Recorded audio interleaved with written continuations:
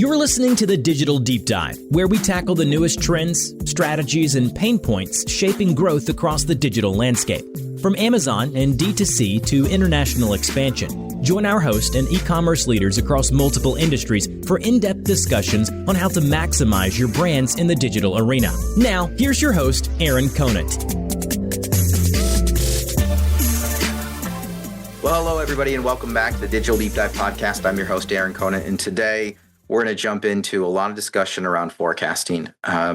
It's a huge topic right now. Everybody's trying to understand as they're tightening their belts a little bit. How do they know how much they need to have on hand? How much do they think Amazon's going to move? There's a ton of variables in that. And I was connected with a team over at Makeshift. We've had a few great conversations, had different brands recommend them, and just thought, hey, why don't we just invite the experts on and we can kind of walk through this? So we have Sam and Todd on today. So I'll kick it over to you first. If you want to do a brief intro, like yourself, background, all that fun stuff, and then, Makeshift and what you guys are doing there. And then we'll have Todd jump in and then we'll get into the conversation. Sound good?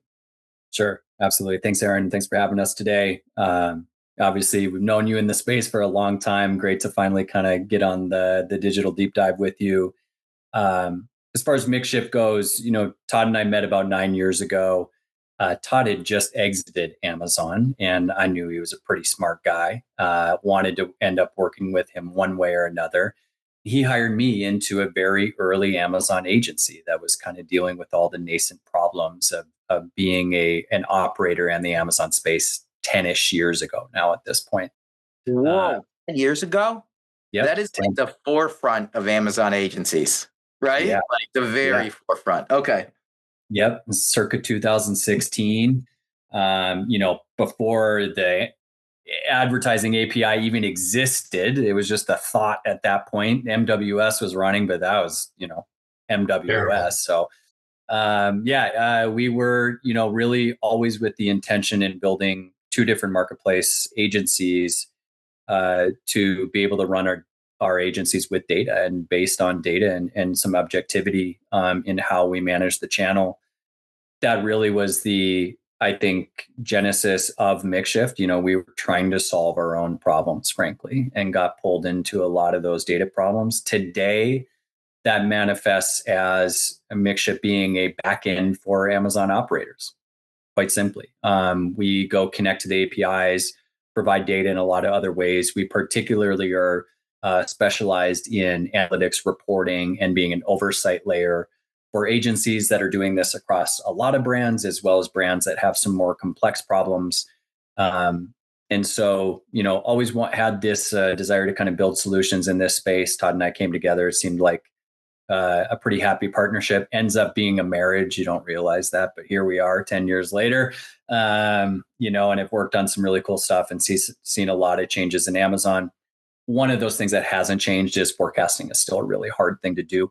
It's one of those kind of higher strategic things that we get pulled in to do for a number of brands, and really wanted to try to democratize for folks. And I'll kick it over to Todd.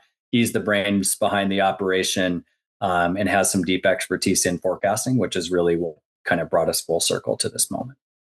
Cool. Yeah. I never really intended to build a forecasting model. We actually started. One of the first things that we had worked on was we knew that forecasting was a big problem, but just didn't think that the normal approach. I've got a bit of a forecasting background. At Amazon, my last job there was running the Hands Off the Wheel program, which was automating their end-to-end supply chain, including their forecasting. So know quite a bit about how Amazon was generating the forecast and how complex it was, how difficult it was, how often wrong it was.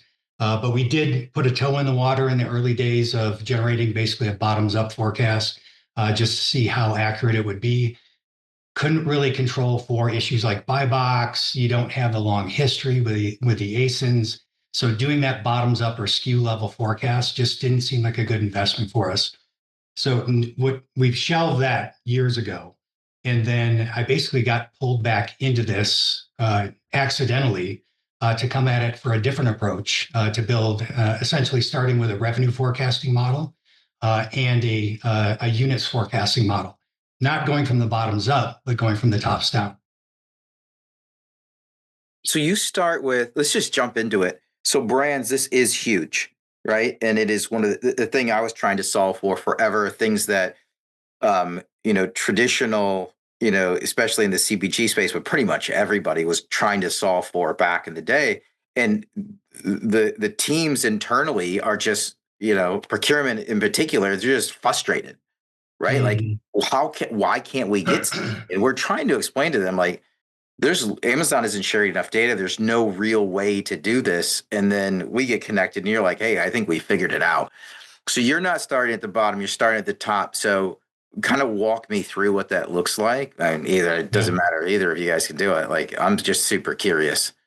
Yeah, so the bottoms up, you've got the data sufficiency problems. Every time that you're doing a forecast for a specific ASIN, in order to have, and we're not even talking about converting it into a buying plan, just trying to get a units forecast, like the mean forecast that you would see in VanderStelt, right? What's the best guess at how much we're going to sell any given week? If you are familiar with that, you've probably seen like the P90s, the P70s, P80s. Those are the confidence bands. And if you've ever looked at that, those are quite wide, right? You'll have, in some cases, a 3-to-1 ratio of P90 to mean forecast. So as you're working at that very low level, in order to have a statistical forecast, you basically have to have those wide confidence intervals in order to have it mathematically make sense. And so that's part of the reason that it's so difficult, because you got the limited data.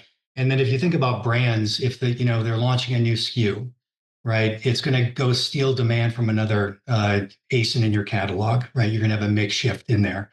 You've got to be able to inform the system, which creates a lot of oversight and manual manipulation that would be put on the users.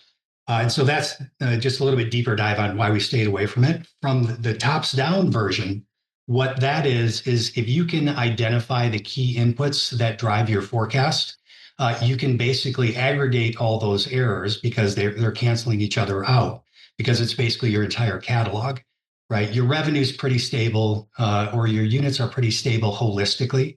And if you could take a statistical approach to that and find the right inputs, you can generate a much more accurate forecast with tighter distributions.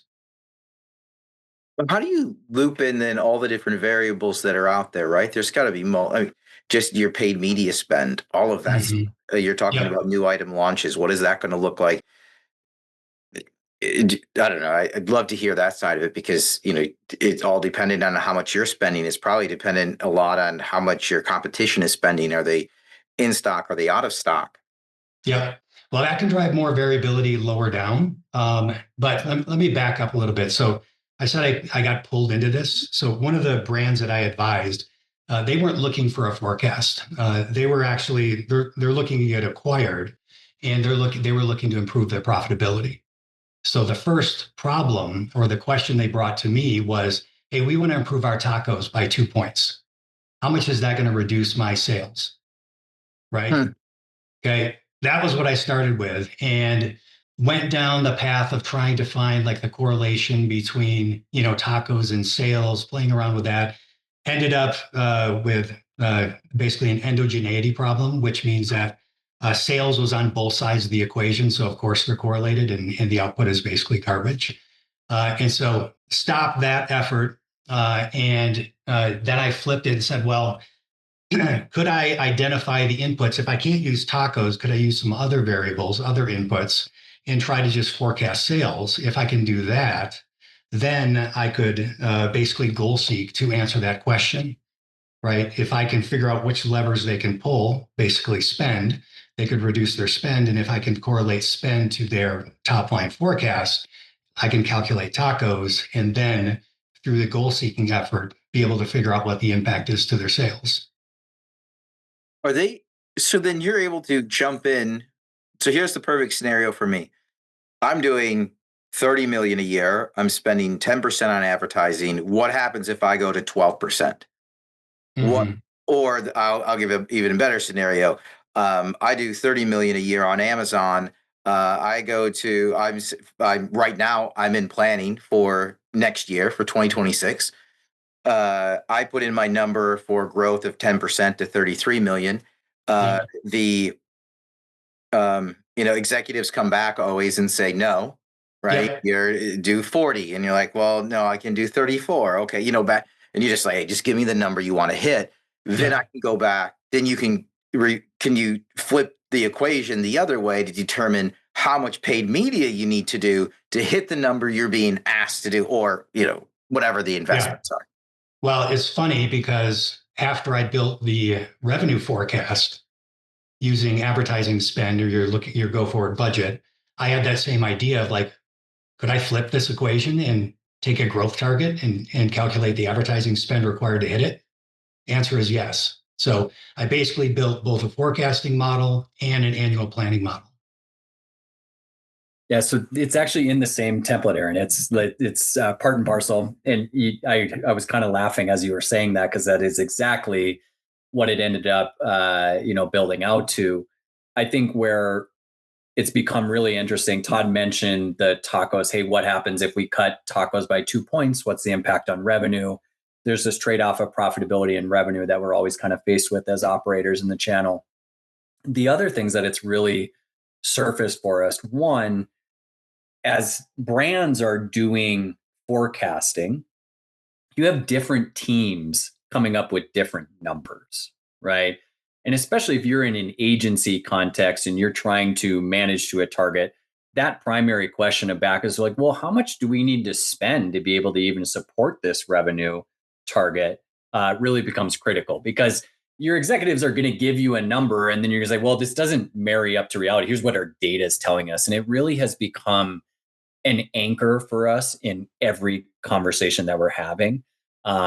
Even on a monthly basis, as we're seeing whether or not we hit target, if we were short, if we were long, we now have a means of saying, hey, our pattern followed historical or it didn't. And if it didn't, now we have a means of saying, okay, well, let's go look at why it didn't. What is the variable here that's changing? And that's, see how many times we can say mix shift in a 30-minute convo, but this is really like where it comes back to. So to just be clear, what Todd has built is a tops down revenue and ad spend forecasting model. We are now working on the unit level that marries up to that tops down because of that data significance, describing all of the problems that come with the bottoms up, right? And I think we can solve a lot of those. To be clear, the forecasting model that Todd has today considers three primary factors. We think there's a lot more, and there's many other things that we want to do. And I'll let Todd talk about some of those things that we're working on right now. But ultimately, the three primary factors are ad spend, right? Ad spend is very clearly a variable that impacts your overall revenue. Seasonality, good old fashioned seasonality. We can't ignore that. We also have to accommodate for that in the model, because you got to know when seasonality is driving that movement as opposed to something you did in marketing or otherwise. And then there's the underlying trend, which you could call the underlying organic growth trend. What is the category doing as a whole? Historically, what could you rely on to just be overall Amazon's growth as well, that you're not necessarily contributing to with your ad spend coefficient, which we can define as well for you. So it really breaks out, and even visually, you can see each element of your revenue that's coming from these three factors that Todd has calculated. So you really have this definitive look at what are the things driving my overall revenue, and giving us this ability to look at it and go, okay, well, what is actually causing this? We even know the intercept of what you would do in sales if you turned everything off and seasonality and trend and ad spend wasn't a factor. Like, what is your baseline sales? And it builds up from there. I think that's really cool, because it's neat to see the layers get peeled back. And now we're speaking much more objectively about what do we actually need to put into the system to get that revenue and growth back out. So are the inputs then historical data? Yes. Right. Is that what you're harvesting? Yeah. You're looking back as far as you can. You've got it as much as you've got from Amazon, but you can go brand by brand, product by product, whatever it is, plugging that in and then having that calculate the outputs is. Yeah, it's. I don't want to oversimplify it, because I'm sure it's harder. No, it's actually pretty. It's pretty easy to update. We released this as a free tool because it's actually pretty easy to update. Now, I do want to bring it into the platform and make some enhancements to it. But if you have 18 to 25 months of historical data, monthly data for spend and sales, that's like ideal. Of course, like if your performance is stable, stable in the sense of like you didn't get suspended for 3 months, right? Or you went out of stock in your bestseller for a long period of time. Like those are part of the historical record, which I don't want to say will corrupt the model, but will reduce the R squared, which is basically the model fit, right? So how much of the performance can the model of your revenue can the model accurately predict? And we've scored that for you as well. So we'll see scores like of 95%, as high as 99%. And then I'll see some in like 70%, right? Even at 70%, it doesn't mean the model is bad or the data is corrupted. It means there's things that are outside of what the model can predict with those inputs that is driving revenue. So a good example would be there's a brand that was on Shark Tank. And Shark Tank will rerun and it'll often get picked up on like press hits, like on the Today Show. And these are just random.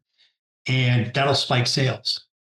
And the model at the end of the month will see like, well, we projected, 500,000, we did 570,000. Like, all right, we beat the model's forecast. As Sam was talking about that anchor, right? There's a model beat. There's something that happened that's outside of that historical record that we should dive into. Well, dive into it. They got picked up on the Today Show.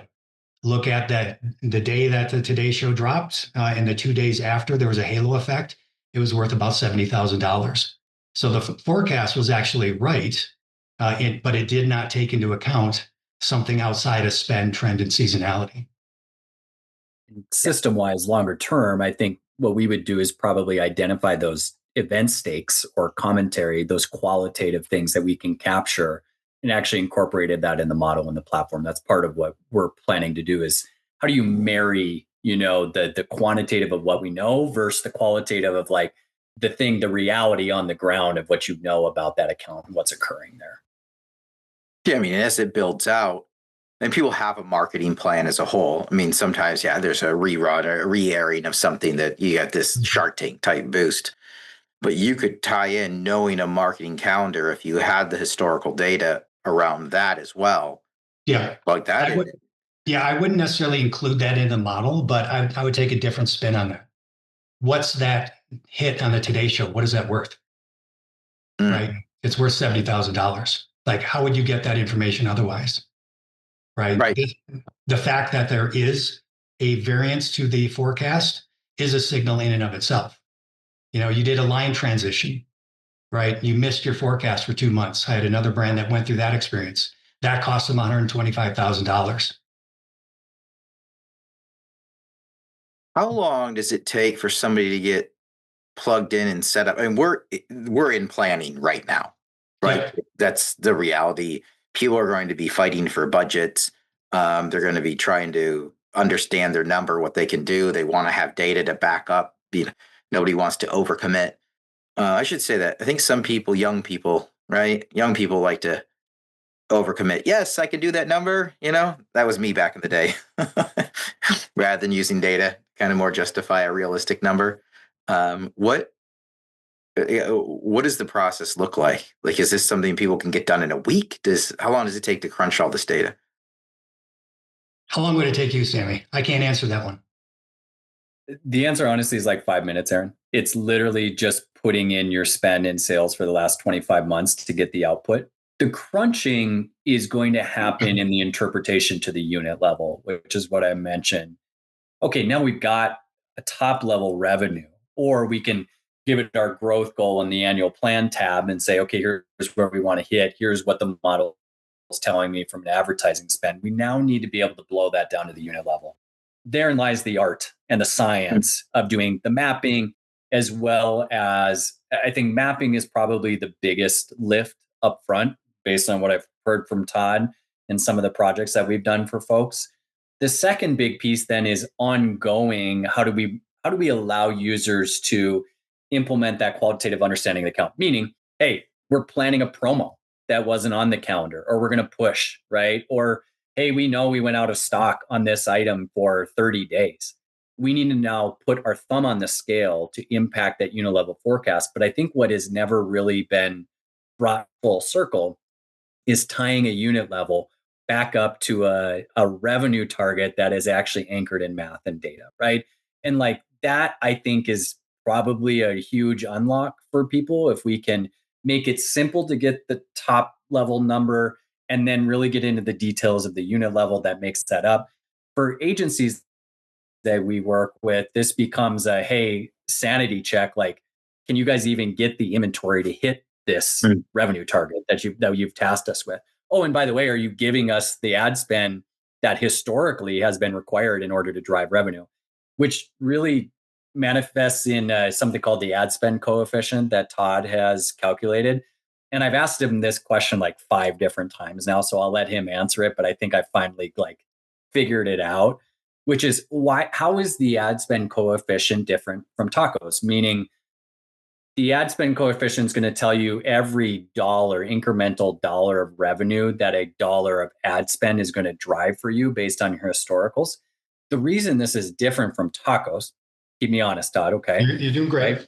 Very simply, is that tacos already includes your seasonality and organic trend, meaning anything that is moving in tacos is including a seasonality effect and impact. It's also including what you would have done just naturally underneath because of the growth trend. So you can't actually isolate the impact of advertising on your revenue without separating out these pieces of seasonality and organic trend.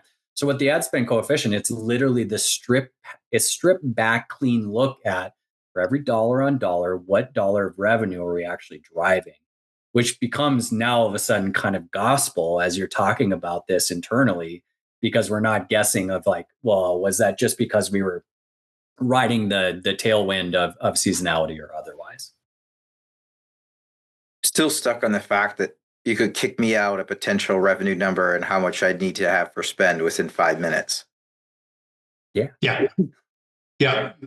The revenue forecast, if you're looking at the top. I was just stuck on it. Like it's something you never had back in the day. It's unbelievable. Top level forecast, quite easy. Revenue forecast, quite easy. Once you're trying, as Sam was talking about, once you try to blow that down to an ASIN level forecast, ASIN level unit forecast, that's when it gets a bit more complicated. So that we haven't released that one yet. I've got a couple of prototypes that I'm working on, trying to figure out like what's the critical path or workflow for it.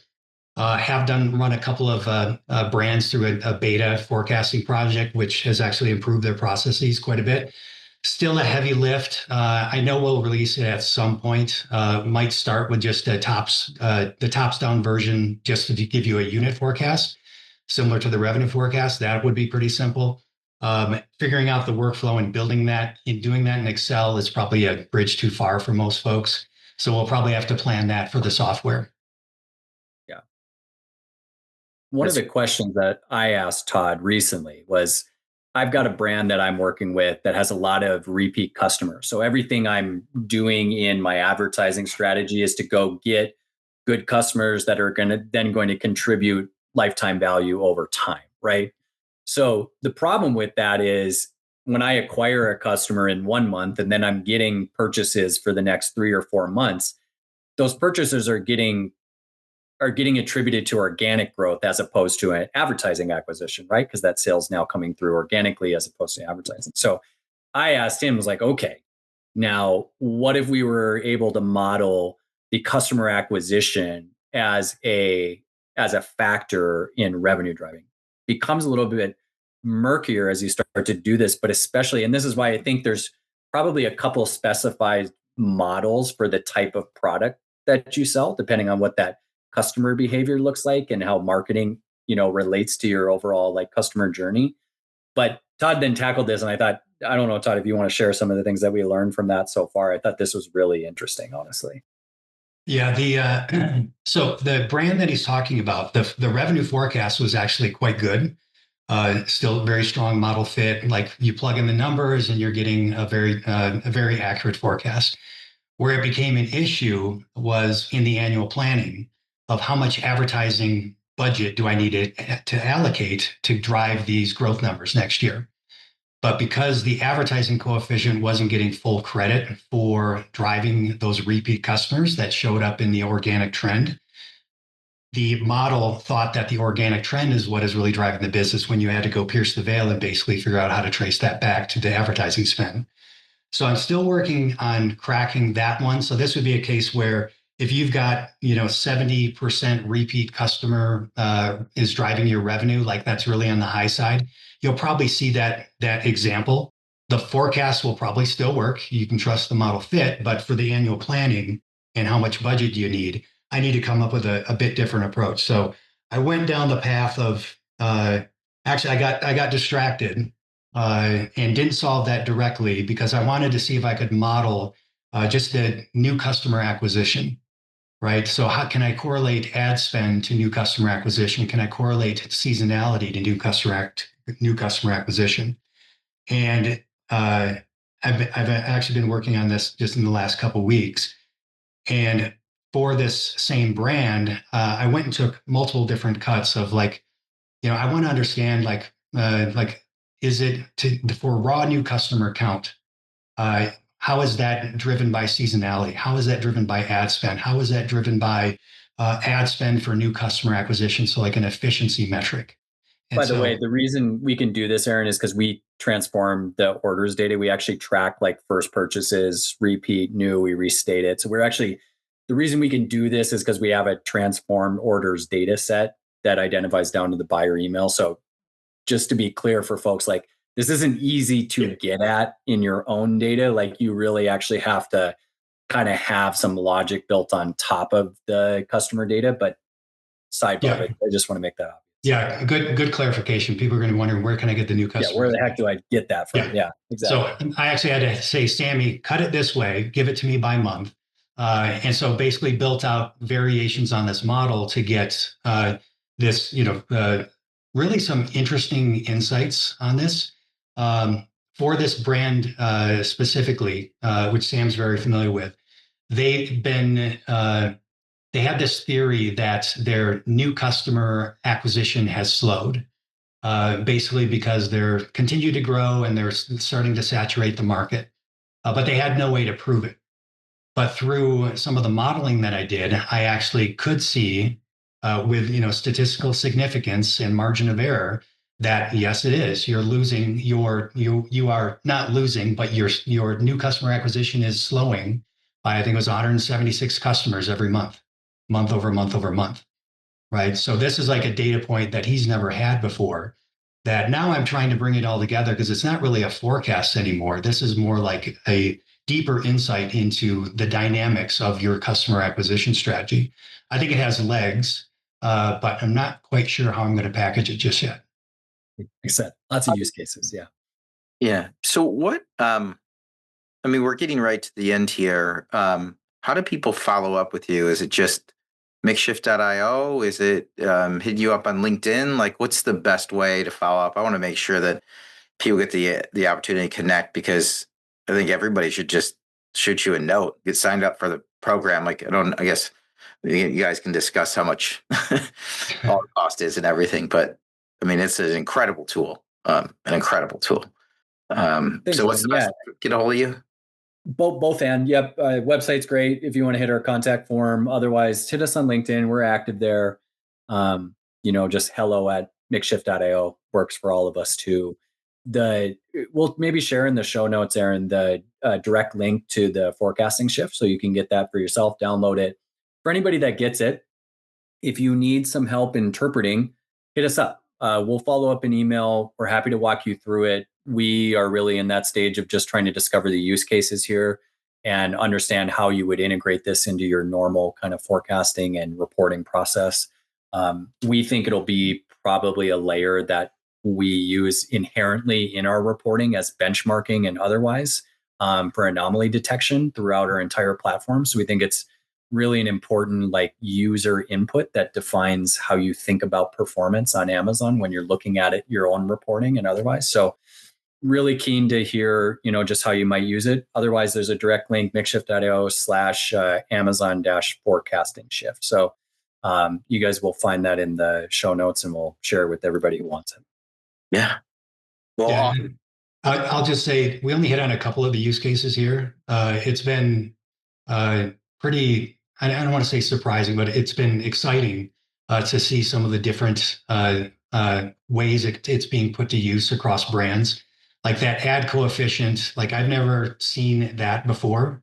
But that is, looking at a brand that's selling in multiple marketplaces, it'll give you a sense of the relative saturation, right? In the US, you're going to get a $3 return. In Italy, you're going to get a $7 return, right? Where should you allocate your excess budget? Like those types of insights are coming through out of this model. Yeah. This is unbelievable. It's unbelievable. It's awesome. Well, Sam, Todd, thanks so much for your time today. Thanks for being great supporters of the network.